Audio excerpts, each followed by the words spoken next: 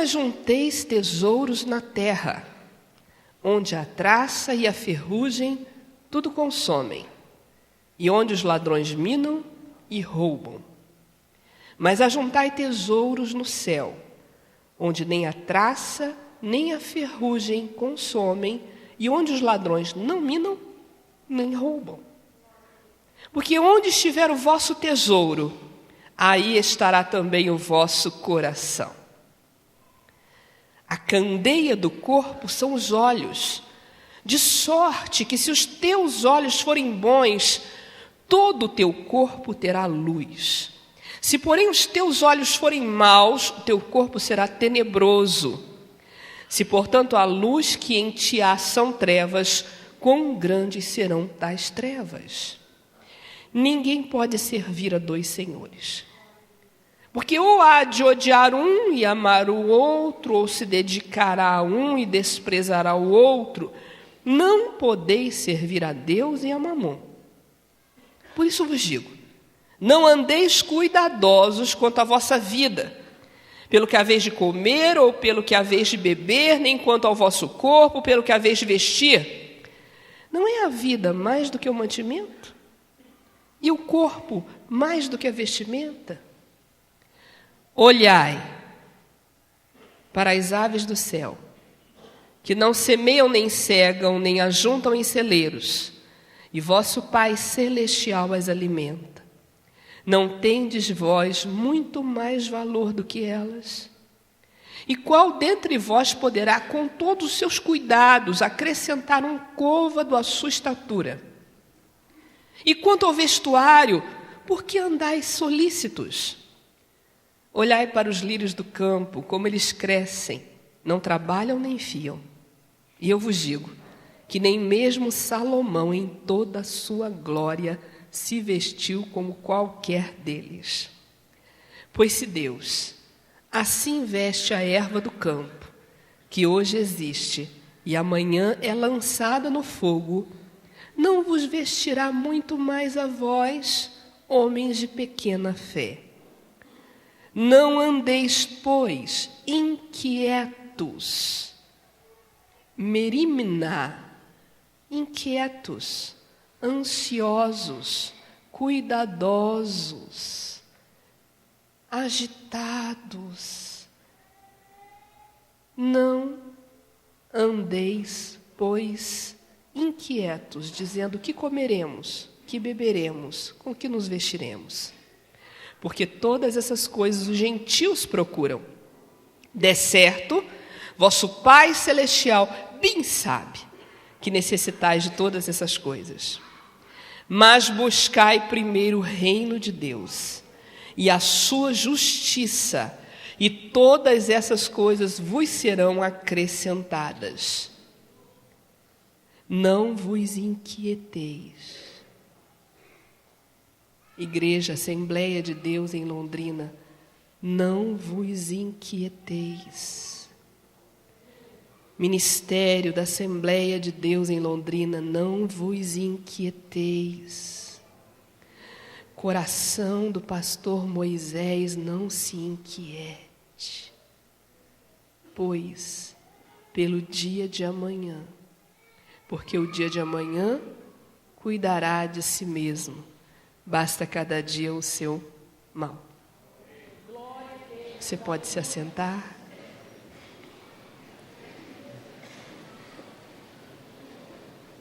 Muitos púlpitos têm silenciado a respeito do céu.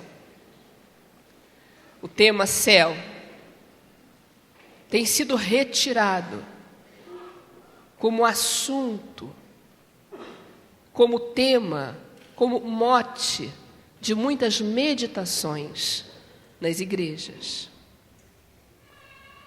Talvez os benefícios da modernidade, a necessidade de palavras que nos estimulem a vencer os desafios de nossa vida, do nosso cotidiano. São tantos desafios, são tantos problemas, na família, no trabalho. São tantas exigências que nós corremos o risco de transformar um púlpito num centro de tratamento psicológico ou num local de palavra motivacional.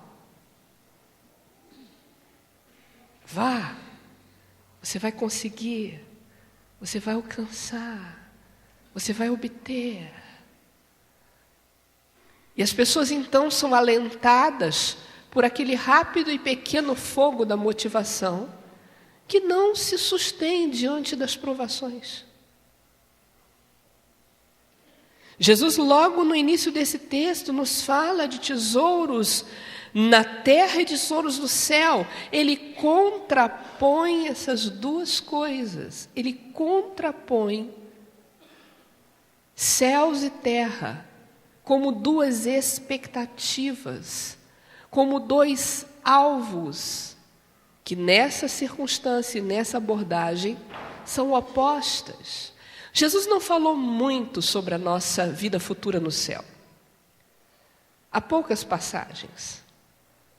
Aqui ele nos fala sobre buscar os tesouros no céu, aqui e ali nós temos alguma coisa sobre céus. Mas sobre a vida futura, ele se limita a falar com o homem que toma a sua decisão ao seu lado na cruz. E também fala sobre as moradas. Se não houvesse lugar, ele nos mandaria preparar. Mas há lugar. Há lugar. O Senhor é previdente. O Cordeiro foi morto desde antes da fundação do mundo. Então, o seu novo nome, o seu endereço no céu estão reservados. Mas o Senhor Jesus não precisava fazer discursos sobre a bênção de estar nos céus. Bastava a sua presença. Bastava dizer que Ele indo viria para nos buscar. Bastava Ele dizer que o seu desejo era que onde Ele estivesse, nós estivéssemos também. Bastava saber que nesse lugar futuro o Mestre estará. É lá que eu quero estar. Lembro de um aluno num seminário, sempre narro isso, devo estar me repetindo já para os amados, perdoe-me. E ele disse: irmã Sara, eu estava em sala de aula, mas o professor me espantou, porque o professor no curso de teologia disse: olha, na minha aula o assunto é esse. O Espírito Santo fica lá fora. E eu disse: o que você fez? Eu disse: eu fiquei ali assistindo a aula. Eu disse: que pena. Perdeu uma boa oportunidade. Dizer, ele fica onde? Lá fora. E eu com ele. Deus nos livre. Deus nos livre de um aprofundamento no texto bíblico sem a direção do Espírito Santo de Deus. Deus nos livre do conhecimento teológico reduzido à lógica humana, a falácias filosóficas. Deus nos livre dos sofismas. Deus nos livre da incredulidade oculta nas novas teorias. Deus nos livre. Precisei fazer uma abordagem para a CPAD sobre o filme Noé. E está gravado, e a CPAD News lançou, nós estamos usando agora a TV na internet, né? E ficou impossível manter no canal aberto. Por ora, tempo de Deus, para Deus não há nada impossível. Então havia necessidade de fazer um comentário sobre o filme.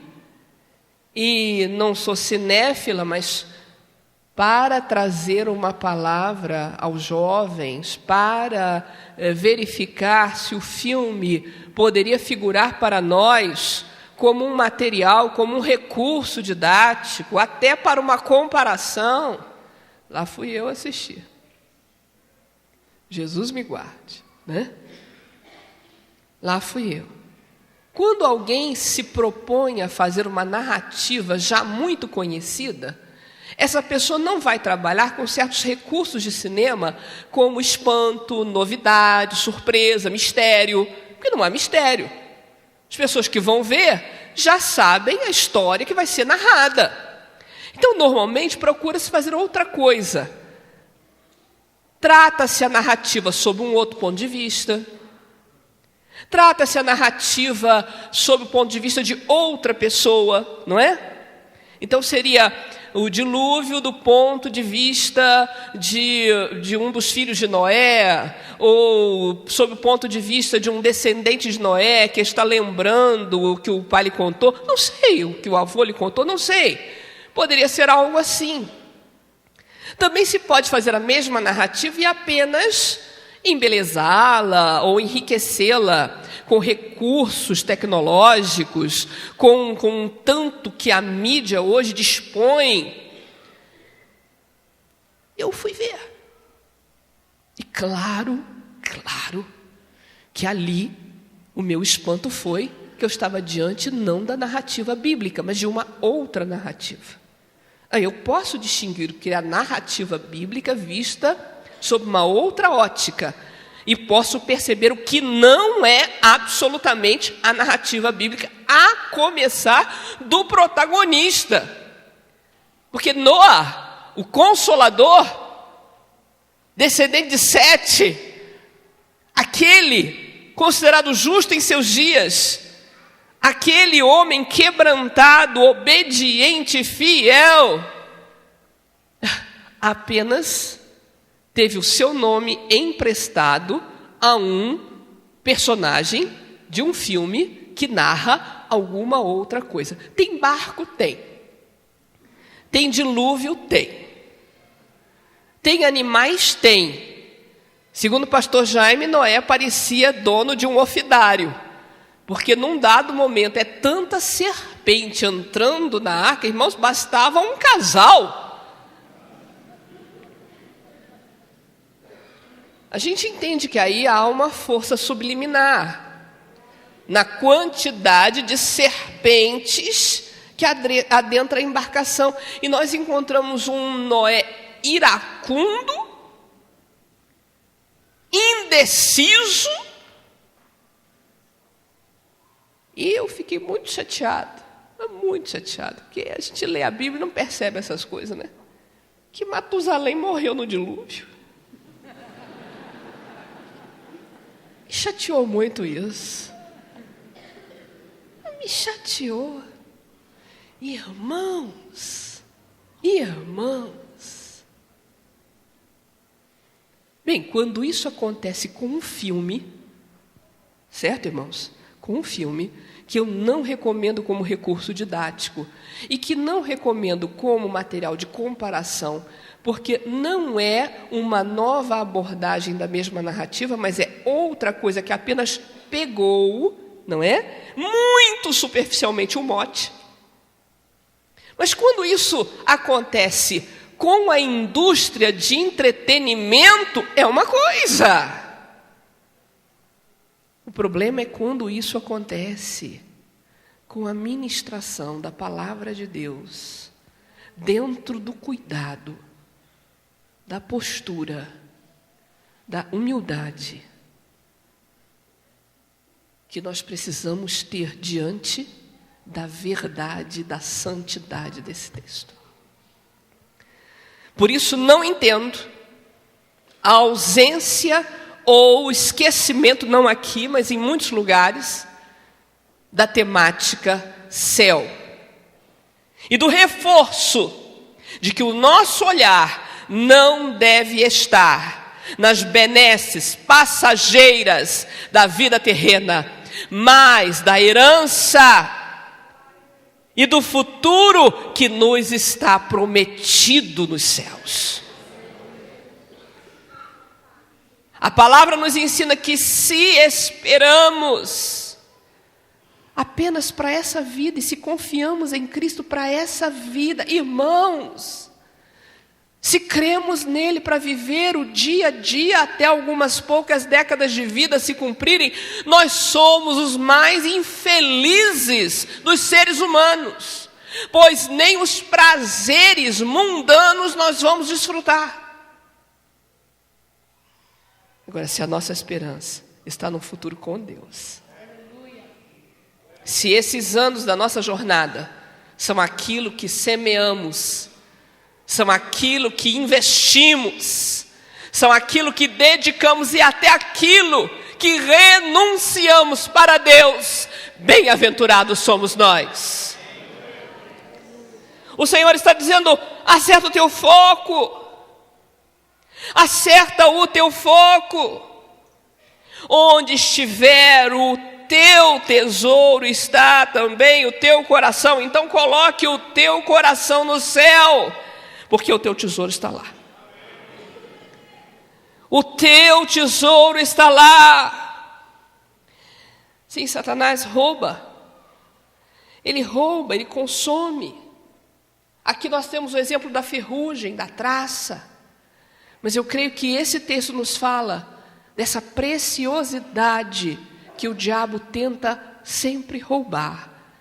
É o nosso foco, o foco da nossa alma, do nosso coração no céu. A gente tem de observar que esse ladrão, ele é muito perspicaz. Eu conheço um pastor que começou uma jornada de ir em determinadas reuniões de oração. E num primeiro momento, na primeira vez que foi assaltado. E ele ficou com medo de ir por causa do assalto. E lamentavelmente ele ainda não percebeu que ele foi de fato assaltado, não em sua carteira, mas na sua disposição para um ministério mais profundo de oração. Fico muito irada, falo sempre isso, irmãos. Me perdoem repetir. Quando vem com modismos de que Satanás fez, aconteceu, roubou, porque alguém deu direito legal. Eu preciso sempre repetir isso, porque isso me angustia, isso me ira. E eu não posso irar, porque a Bíblia diz: irai-vos e não pequeis. Quem disse que Satanás tem direito legal para fazer alguma coisa? Satanás é ilegal, injusto, desonesto, ilegítimo, inconveniente. Por isso ele é descrito como uma serpente nua. Existe esse termo no original. A serpente estava nua, no sentido de destituída. Para nós não tinha palavra na tradução. Como é que explicar? Mas no conceito hebraico é muito claro, porque o nu está destituído. Então ela não era mais astuta das animalhas do campo, mas era mais despida das animalhas do campo. A serpente era uma serpente nua, despida, destituída de valor, destituída de dignidade, destituída de honra. Agora, alguém deixou a sua casa com a porta aberta, o ladrão entrou e roubou, furtou. Então pegue-se esse ladrão, leve-se à delegacia. E lá o ladrão vai dizer: ele me deu direito legal de assaltar porque deixou a porta aberta. O delegado vai prendê-lo ou não? Vai prender. Não, o que ele fez foi que ele cometeu um descuido. Ele cometeu uma falha, mas a falha do outro não lhe dá direito de furtar. Ele é mentiroso desde o princípio e agora vem com essa mentira. Não, irmã Sara, porque fulano fez isso assim, então deu direito legal às trevas para as trevas. Que direito legal? Junta tudo quanto é assassino, tudo quanto é ladrão desse mundo, junta tudo quanto um 71, e você ainda não tem o caráter de Satanás. E o sujeito quer passar por bonzinho, e aí coloca na boca dos crentes, que vão julgar os anjos, Nós não vamos julgar as pessoas, mas nós vamos julgar os anjos. Tem alguns que eu quero pegar de jeito. Jesus vai me dar essa graça. Tem uns perturbadores de Israel.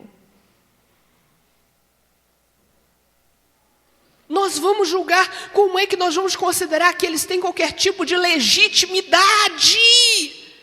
Ele é aproveitador de ocasiões, ele é aproveitador de oportunidades, ele é aproveitador das brechas que damos. Não, irmã Sara, mas nesse caso a pessoa deu o direito mesmo legal, porque vendeu sua alma ao diabo. Não deu direito legal, porque as almas são de Deus. Se alguém vendeu a alma, vendeu mercadoria roubada, porque a alma tem dono. Esse negócio não é legítimo. Satanás é sempre ladrão, matador e destruidor. Nada dá a ele direito, mas ele é aproveitador das oportunidades. Não dê ocasião às trevas. Não dê oportunidade às trevas. Ele vem querendo roubar a nossa visão do céu. E como é que nós vamos restaurar isso? Na oftalmologia de Deus.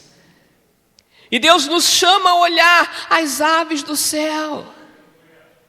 Mas Ele também nos chama a olhar os lírios do campo. Os lírios do campo não são em Israel flores muito suntuosas, não são florinhas simples, florezinhas simples de beira de caminho. Olha, mas para olhar as aves do céu eu vou olhar para cima. Para eu olhar os lírios do campo eu vou olhar para baixo. Então eu não estou entendendo esse conceito oftalmológico. Mas o conceito está o seguinte: quer você olhe em coisas que são a coisas que são superiores ou coisas que são inferiores, olhe percebendo o céu nelas. Olhe as coisas pequenas percebendo a mão de Deus. Olhe as coisas grandes percebendo a mão de Deus. Olhe as coisas suntuosas e perceba a mão de Deus. Olhe as coisas mais simples, mais singelas desse mundo e perceba, contemple o céu através delas. Não somos animistas, não estão dizendo Deus é a pedra, Deus é... Não é isso.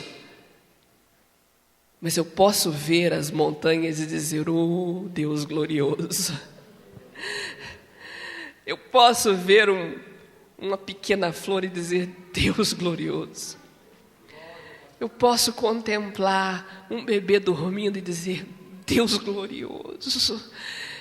Eu posso contemplar um recém-nascido, ou uma mulher que gesta seu filho e dizer, Deus glorioso. Eu posso ouvir alguém entoando um louvor e dizer, Deus glorioso.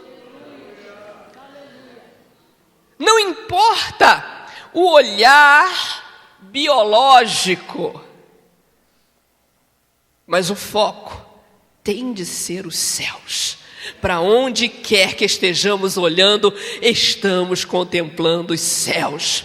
Através das circunstâncias boas, agradáveis, tranquilas, ou através das tempestades, estamos contemplando os céus. Nos momentos de certeza, de direção, de voz clara, ou nos momentos em que nos parece, apenas parece, caminhar sem uma palavra clara, diretiva de Deus, ainda assim contemplamos o céu. Nós somos aqueles que contemplamos os céus para onde quer que estejamos olhando. Porque nós contemplamos os céus não através dos olhos, mas através do coração. Nossa ótica é atraída pelo nosso tesouro. O nosso tesouro está sentado num trono de glória. Para lá, a nossa ótica é atraída. Se não for a miopia, a astigmatismo, a talvez até cegueira. Mas se podemos olhar, olhamos onde está o nosso tesouro. Quando há uma perturbação no olhar. Quando o céu não é o atrativo principal da nossa vida, adoecemos de uma doença chamada ansiedade.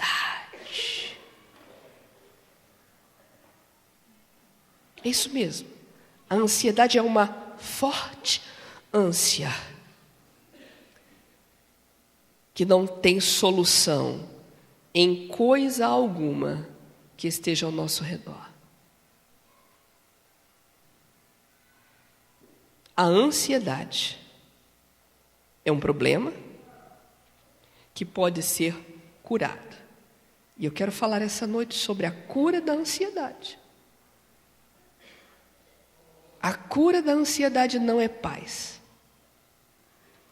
A cura da ansiedade não é calma. A cura da ansiedade não é esperança. A cura da ansiedade se chama humildade. Que isso, irmão? Não sou eu que estou dizendo, não é a palavra que diz. Humilhai-vos diante da potente mão de Deus, a seu tempo Ele vos exaltará.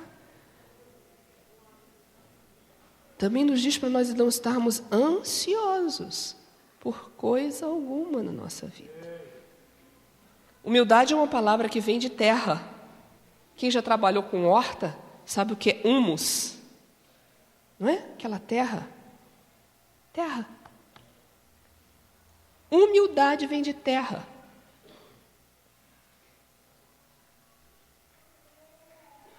A graça da humildade está em que, pela convicção no Espírito, conseguimos nos entender nem menos do que somos, nem mais do que somos, apenas na terra. Nós somos terra. Alguém tem dúvida disso? Somos terra. Feitos do pó. Compostos da tabela periódica. Terra. Pó. E em termos de estima ou autoconcepção, o que precisamos saber ao nos olhar no espelho é que ali está humus. Terra.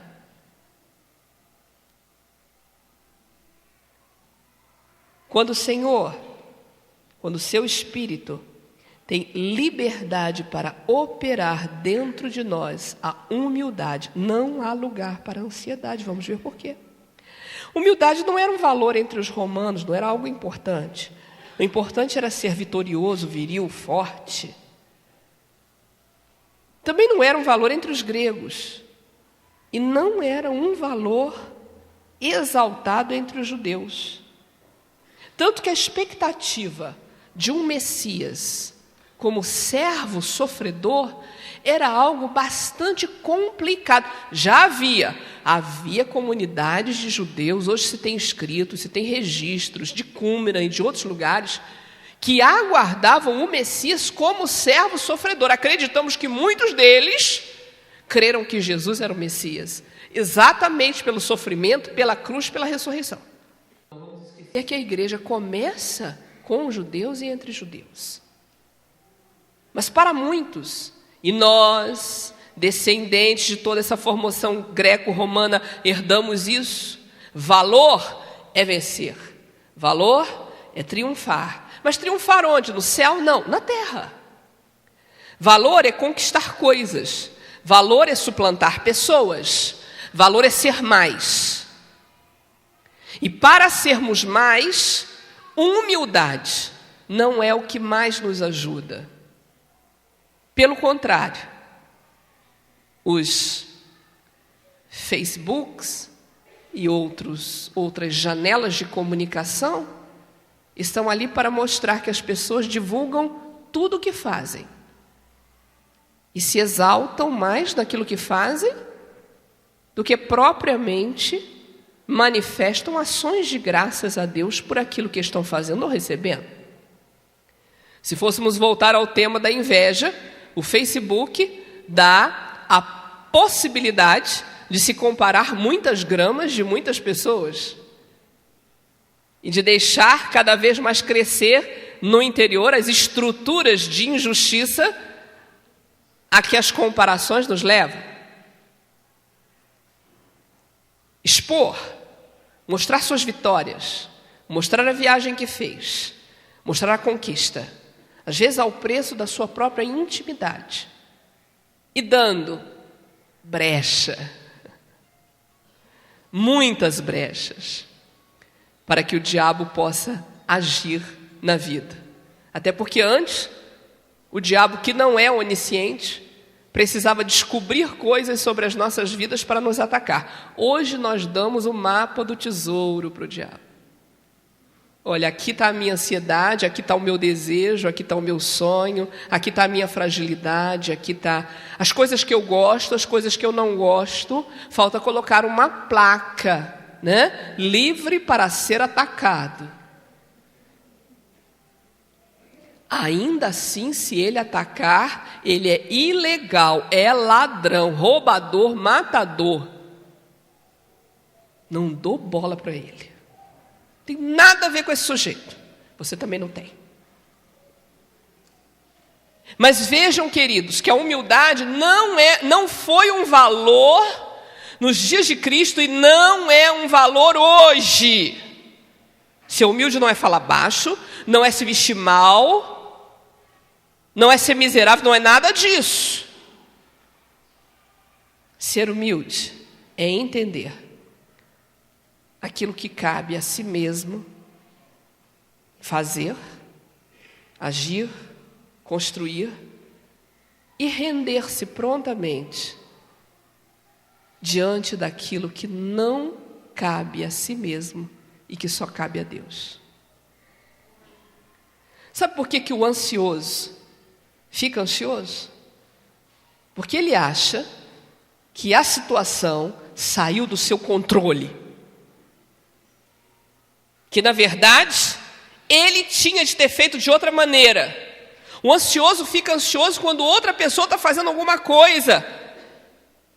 Porque ele tem ganas de arrancar isso da mão do outro para ele mesmo fazer, porque ele faz melhor, se ele estiver no controle.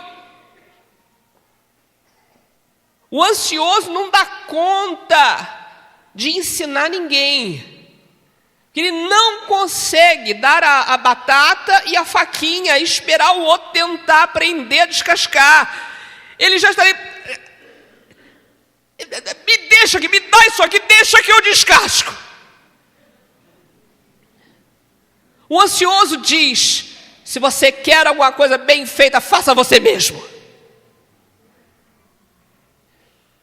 O ansioso diz, eu estou saindo da igreja porque as coisas não caminham do jeito que eu quero. Porque eu sei o jeito que tem de ser feito para dar certo. Eu sei. Se as coisas não caminham do jeito que eu quero, eu também não vou participar. Ou seja, eu não vou participar do crescimento, eu não vou ser um transmissor de conhecimento, eu não vou ouvir outras possibilidades, eu não vou aprender formas novas, eu não vou burilar, qualificar aquilo que eu já trouxe para um dia até fazer melhor. Não! Porque meu coração é ansioso. Se não for do jeito que eu quero, eu não sei. O ansioso tem dificuldade de ficar em qualquer igreja. Ele tem dificuldade, porque ele se mostra primeiro como pessoa zelosa e cuidadosa. E daqui a pouco ele vai se mostrar como ansioso porque não é humilde. O humilde dá tempo para o outro aprender. O humilde dá tempo para a criança tentar se vestir e errar, vai enfiar duas pés na mesma perna de calça, vai colocar o sapato trocado, o esquerdo no direito, o direito no esquerdo, mas ele sabe, a mãe sabe, o pai sabe, que aquilo faz parte de um processo, ainda vai ajudar, deixa papai ajudar aqui, deixa a mamãe ajudar. Vamos lá, estamos crescendo juntos. O ansioso quebra esse processo. Deixa que eu ponho para você. E tem mães tão ansiosas que até hoje estão colocando as meias nos seus filhos de 18 anos de idade. Mamãe, põe a meia. Ele não teve tempo e condições de aprender, porque a mãe, na sua ansiedade, manteve o controle de tal maneira, não confiou. Preparou-se tudo. Ok, para a reunião das irmãs. Cuidou-se disso, cuidou-se daquilo. Mas, irmão, sabe do que não se cuidou? Daquilo que Deus não trouxe ao nosso conhecimento para nós cuidarmos. Das coisas que cabem a Deus. E nessa hora, não adianta ficar ansioso. Tem de ser humilde. Dá licença, deixa eu me olhar no espelho. Terra. Se vai chover ou se não vai chover, eu não sei, nem posso controlar. Se as irmãs estarão todas com saúde no dia e vão cantar no grande coral, ou se pela misericórdia de Deus todas estarão gripadas e não virão, eu não posso controlar. Se o som vai funcionar às mil maravilhas, ou se vai haver um blackout em Londrina e não teremos som, eu não posso controlar. Mas o humilde vê isso e diz: glória a Deus! Glória a Deus! Porque o meu cuidado, a parte que me cabe, eu faço. Mas o que não me cabe, o que cabe somente a Deus, eu descanso nisso. O humilde repete para si mesmo: Deus é o meu pastor. Eu estou trabalhando, estou buscando pão, a multiplicação dos grãos, a cobertura que o recurso financeiro precisa dar a todo mês, as condições para nós acharmos as coisas que precisamos com bom preço, da melhor condição. Isso está com Deus, irmãos. Não há como nós controlarmos isso, mas eu sei que Ele é o bom pastor. O meu coração conhece a direção do seu tesouro, está fitando os céus e as coisas celestiais, está buscando o reino dos céus em primeiro lugar, por isso sabe que as outras coisas serão acrescentadas, e descansa. Se a ansiedade pudesse mudar o dia de amanhã, que maravilha, mas não pode. Não pode nos fazer crescer, não enche as nossas despensas, não direciona os nossos passos, não determina a nossa agenda. Mas a irmã não tem agenda? Tem uma agenda. Tem gente que acha que é pecado ter agenda. Não, irmão, tem agenda. Tem agenda.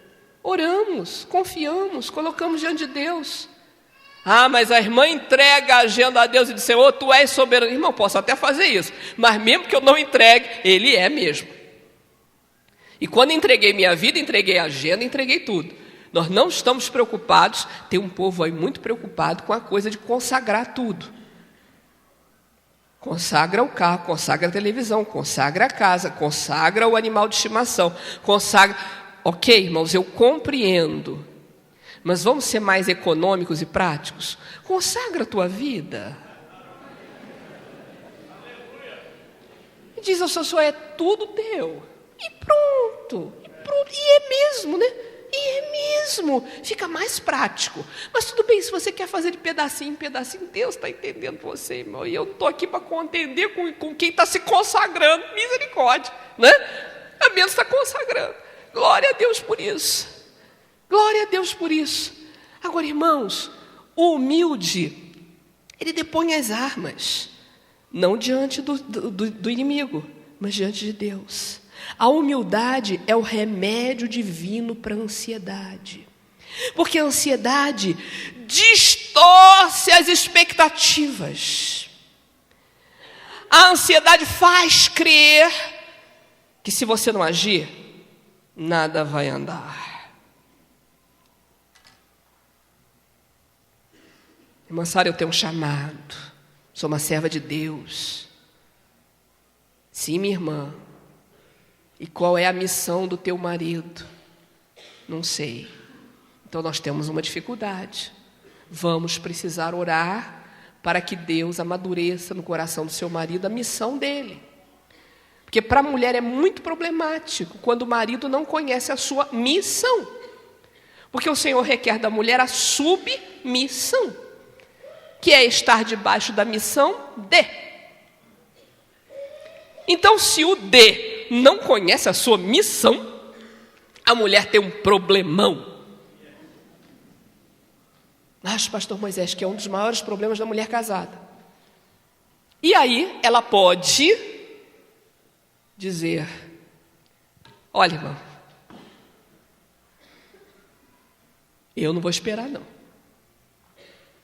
Enquanto eu estou esperando, eu já fiz 3 faculdades, um curso teológico, fiz inglês, fiz espanhol, eu já comprei as malas para missões, já preparei os filhos, já mandei as cartas de despedida, já fiz tudo. Sujeito ainda está tentando se descobrir no reino.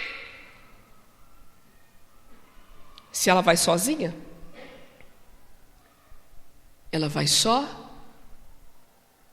mas ela não é construtora, edificadora da sua casa como um todo. A mulher sábia edifica a sua casa. A tola, com as próprias mãos e às vezes com a justificativa de que é pelo reino de Deus, a derruba. Bem fez Jacó, que soube andar no passo do gado e do menino, né? Do menino e do gado miúdo. Não estou chamando os irmãos de meninos nem de gado miúdo, amém? Mas é que às vezes há, de fato, uma ansiedade que vai brotando no coração da mulher, porque ainda não viu o romper, o despontar, o raiar da missão de Deus em seu marido. E ela precisa disso. Varão de Deus, sua esposa precisa disso. Varão de Deus, ela precisa. Busque qual é o seu chamado, qual é a sua missão, qual é o seu papel no reino. Se é porteiro, é porteiro. Se é professor de escola dominical, professor de escola dominical. Se vai ser missionário na China, glória a Deus. Não importa, irmãos. Não vou tratar do som, vou tratar disso. Mas descubra o seu chamado e dê oportunidade de sua adjutora derramar no altar de Deus o estar debaixo da tua missão. Não sufoque aquilo que Deus tem colocado no coração dela, porque não se engane.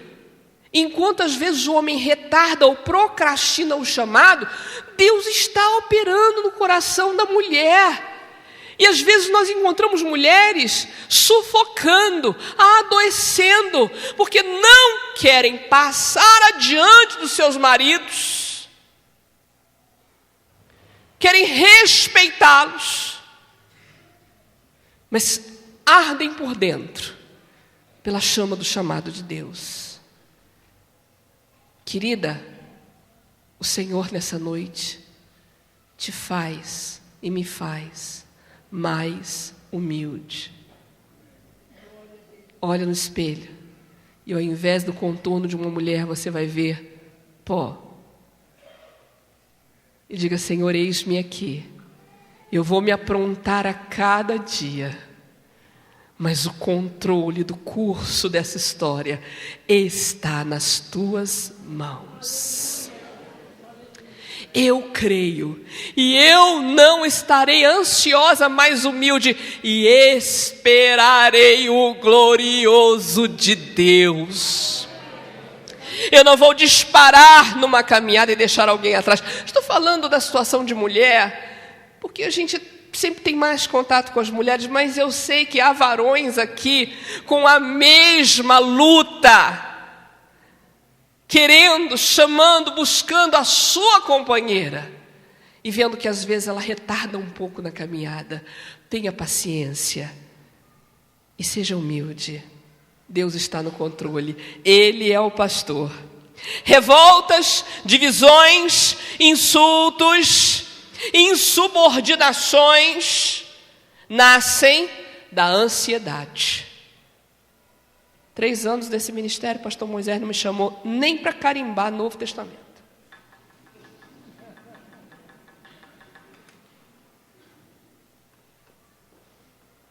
O ministério ali já me chamou. Já me disseram, por que você está perdendo seu tempo aí marcando passo? 6 meses aqui você é obreiro, não te consagro na hora porque tem de respeitar aqui as normas internas. A gente dá 6 meses para o pessoal aqui também não se espantar nem se ofender, eu te consagro tranquilamente. Conheço um amado de Deus, pastor Renê, um homem dedicado ao Senhor, meu Deus. Esse amado, depois de convertido, esperou mais de 20 anos para ser batizado com o Espírito Santo. E o pastor do pastor Renê, uma bênção de Deus, dava oportunidade para ele trabalhar debaixo da autoridade de algum irmão batizado com o Espírito Santo.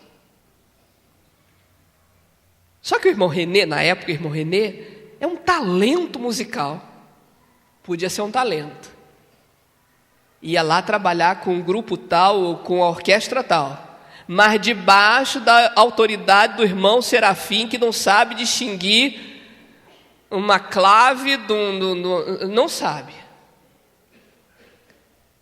E aí o irmão Serafim ia lá, abria o trabalho, orava, e o irmão Renê e usava a técnica, o conhecimento, a boa vontade, o amor, e depois vinha o irmão Serafim e fechava o trabalho. Mais de 20 anos. E olha, eu vou lhe dizer, pastor Renê buscou. Não tinha uma consagração que o pastor tivesse lá, meu Deus, o irmão Renê na época. Não tinha uma vigília que ele não tivesse lá. A esposa dele orava, ela batizada com o Espírito Santo, usada em dons. E ele ali buscando, ele ali lutando, ele era motorista de ônibus. A gente ficava preocupado de um dia o irmão Renê bater com o carro, por ele não prestar atenção na direção, por estar buscando batismo com o Espírito Santo. Sabe o que Deus fez? Levou o irmão Renê numa viagem missionária, ele como motorista, levando irmãs para um trabalho. E ali um dia as irmãs reunidas chamaram o irmão Renê, irmão, podemos orar pelo irmão? E as irmãs oraram, e Deus batizou o irmão Renê. Coisa muito especial. Coisa muito especial. Hoje ele é pastor. Do campo desse pastor inicial, cabeça fechada, né? Porque dá licença, irmão Renê é um talento, como não usar o irmão só por causa desse detalhe, um detalhe.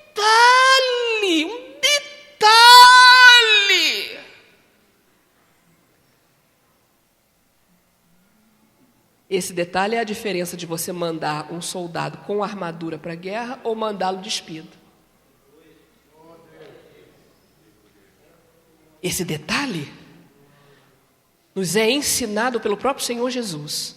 Porque se alguém tinha pressa em levar sua mensagem para toda a terra, era o próprio Senhor Jesus. E, no entanto, ele disse, ficai, pois, em Jerusalém. Mas o Senhor não tinha pressa. Você acha que não morreu gente naquele meio tempo?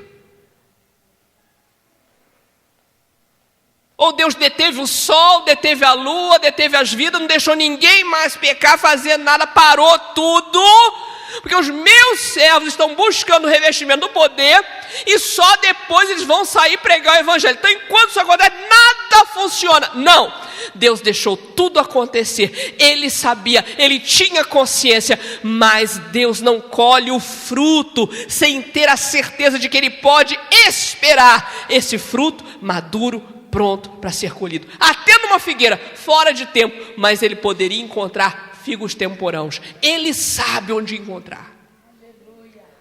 E, no entanto, ele soube, por amor, segurar a ansiedade daqueles homens e dizer, espera, seja revestido.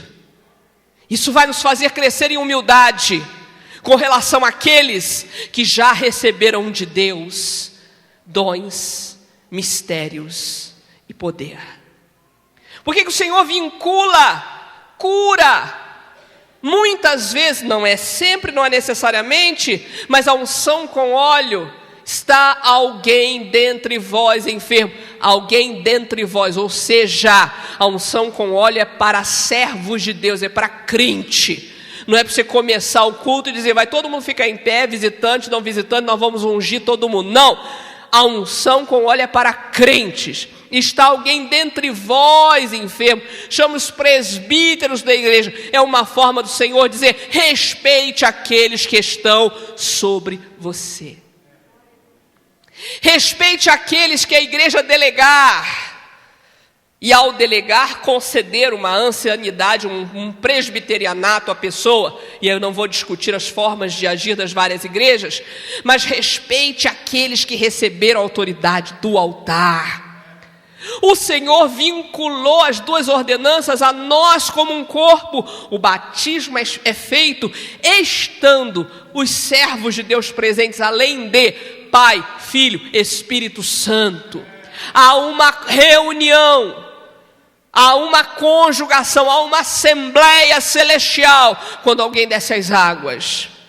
O Senhor nos une para a celebração do seu corpo moído, do seu sangue vertido. Ele nos faz sentar à mesma mesa.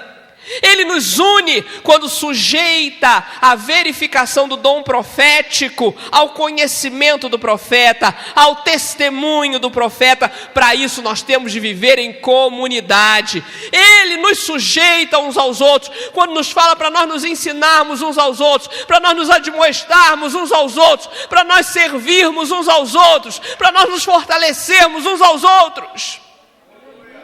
O humilde não dá as costas para a casa de Deus, mas cala a sua ansiedade, cala a sua expectativa e diz, não está nas minhas mãos, está nas mãos de Deus. O humilde espera, confia, crê, descansa. O humilde sabe que Deus é o pastor, o agricultor e o oleiro. O humilde toma a cada dia a sua cruz para seguir o Senhor. E às vezes, retorna à cruz, quando o ego quer se manifestar. Crucifica o seu ego. E os cravos se chamam humildade. Mão, você está querendo agir muito. Fica preso aí.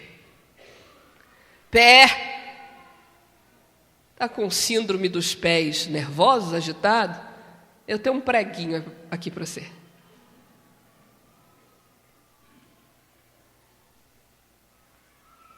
Cabeça, teu pensamento está voando muito além do que convém. Então toma aqui umas alfinetadinhas de humildade e fica firme, contemplando os céus. Vamos ficar de pé.